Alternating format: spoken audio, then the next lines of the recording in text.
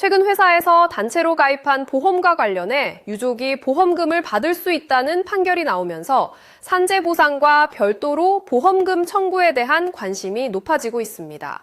특히 업무상 재해가 발생했을 때 단순히 산업재해보험만으로 보상이 끝나는 것이 아니라 추가적으로 단체보험이나 개인보험을 통해서도 후유장애나 사망에 대한 보상을 받을 수 있다는 점이 주목받고 있습니다.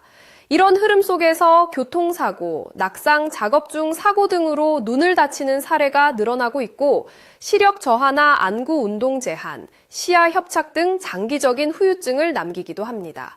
하지만 후유장애에 대한 보험금 청구 과정에서 어느 정도의 손상이 인정되는지, 필요한 진단서나 증빙은 무엇인지, 보험사와의 분쟁은 어떻게 해결하는지 등 현실적인 난관이 많습니다.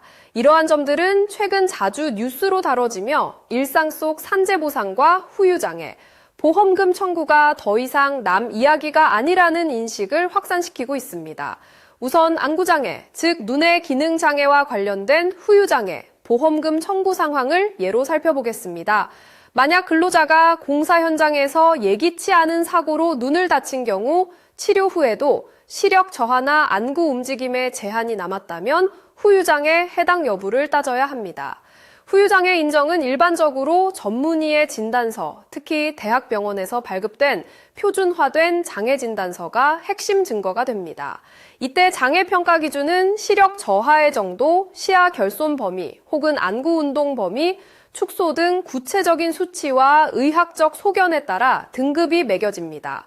예를 들어 한쪽 눈의 시력이 0.1 이하로 떨어진 경우 또는 양쪽 눈의 시야가 50% 이상 결손된 경우에는 상위 등급의 후유장애가 인정될 수 있습니다. 보험사는 대체로 이런 세부적 기준과 실제 부상 정도의 인과관계에 대해 집중적으로 다투게 됩니다. 이 과정에서 신체 감정, 의료 기록, 치료 경과, 기존 질환 여부 등이 쟁점이 되기도 합니다. 보험 약관도 매우 중요합니다. 약관에는 장애 인정 기준, 지급 제외 사유, 청구 기한과 절차 등이 명확히 기재되어 있으므로 꼼꼼히 확인해야 하며 필요한 서류에는 장애 진단서 외에도 시력 검사표, 영상의학 자료, 그리고 사고, 경위서 등이 포함될 수 있습니다. 판례 역시 중요한 역할을 합니다. 근로자의 일반 업무와 사고의 인과관계가 명확하다면 보험사의 거절 논리가 받아들여지지 않는 경우가 많습니다. 실제로 법원은 보험금 지급 거절이 약관이나 과실비율, 기초질환을 이유로 무조건 인정되지는 않는다고 판시한 예도 있습니다. 보험금 청구 시 간혹 청구 기한을 넘기거나 장애 정도를 제대로 평가받지 못해 불이익을 보는 경우가 있습니다. 따라서 사고 이후 의료진에게 장애 가능성을 충분히 설명하고 필요한 검사와 평가를 빠짐없이 받고 객관적인 자료를 확보하는 것이 매우 중요합니다. 아울러 일부 진단서는 보험사에서 인정하지 않을 수 있으니 전문 의료기관이나 지정병원에서 표준 양식으로 발급받는 것도 중요합니다. 또한 기존에 있던 눈 질환과 이번 사고로 인한 장애가 구분되는지 명확히 해야 하며 산재 처리와 별도 보험 청구를 동시에 진행하는 경우 서류 중복이나 누락에 유의해야 합니다. 후유장애 보상과 관련해 사회보험과 민간보험이 별개로 존재한다는 점, 그리고 여러 보험에 중복 청구가 가능한지 여부를 꼼꼼히 따져볼 필요가 있습니다.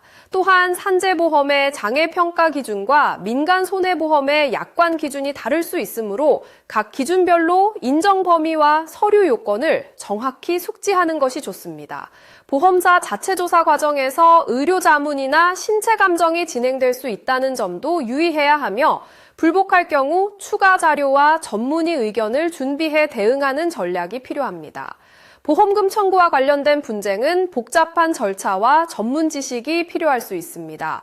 사고 후 혼자 처리하기 어려운 부분이 있다면 분야별 전문가의 법률적 상담이나 조력을 활용하는 것도 신속한 문제 해결에 도움이 될 수 있습니다.